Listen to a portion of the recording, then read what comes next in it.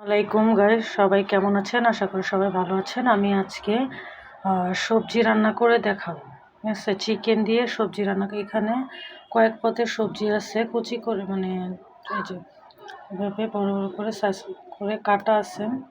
ঠিক আছে, এখানে আছে ফুলকপি, গাজর, সিম, আলু, ঠিক আছে, পটল, কয়েক পদের সবজি মিক্স করে নিয়েছি কেটে একসাথে পুরা এক এক পেলাম।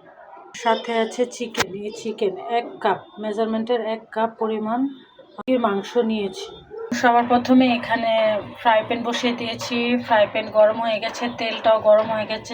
তেলটা তো দেখে বুঝতে পারতেছেন কতটুকু নিয়েছি। পরিমাণ মতো তেল দিয়ে দিবেন।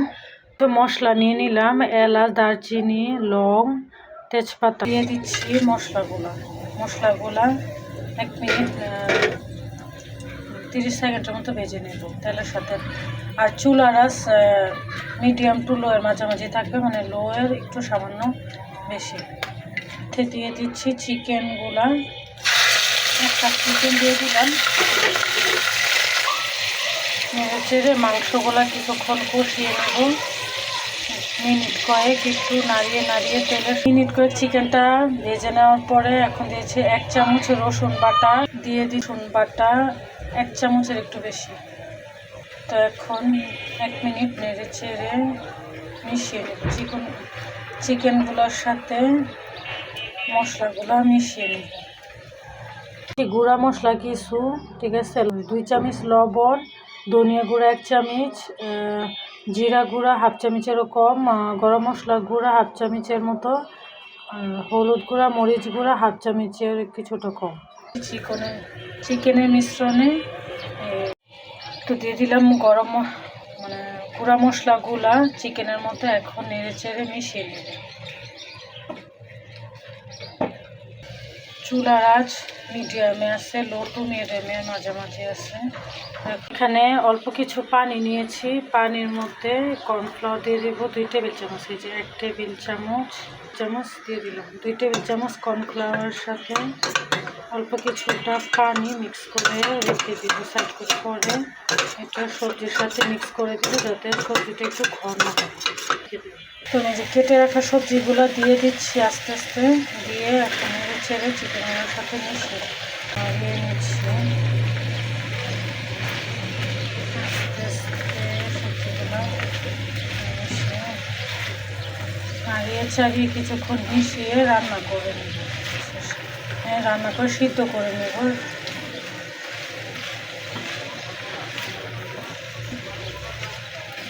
নিজে নাড়িয়ে সম্পূর্ণ সবজিগুলো মিশিয়ে নিলাম মাংসের সাথে। এখন ঢেকে লো আঁচে রান্না করে নেব বেশ কিছু। দেয় অনেকে, বাট আমি পানি দিব না।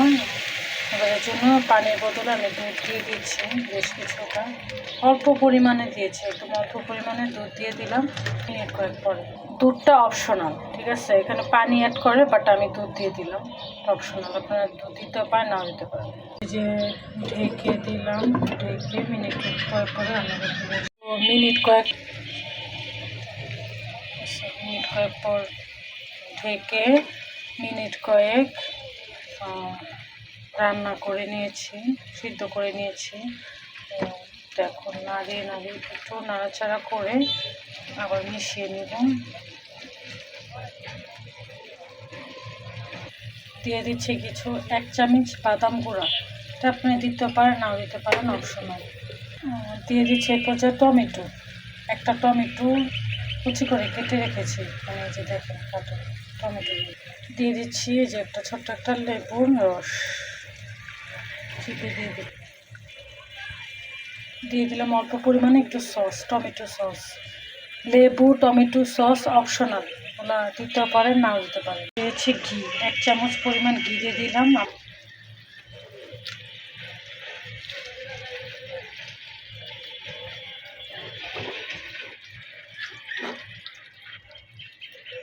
সবজিগুলো নাড়িয়ে মিশিয়ে নিয়েছি।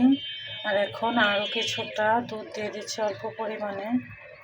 বেশ কিছুটা পেঁয়াজ দিচ্ছি, বেশ কিছুটা পেঁয়াজ কুচি, ঠিক আছে, দিয়ে এখন একটু হালকা নাড়িয়ে ঢেকে রান্না করে নেব।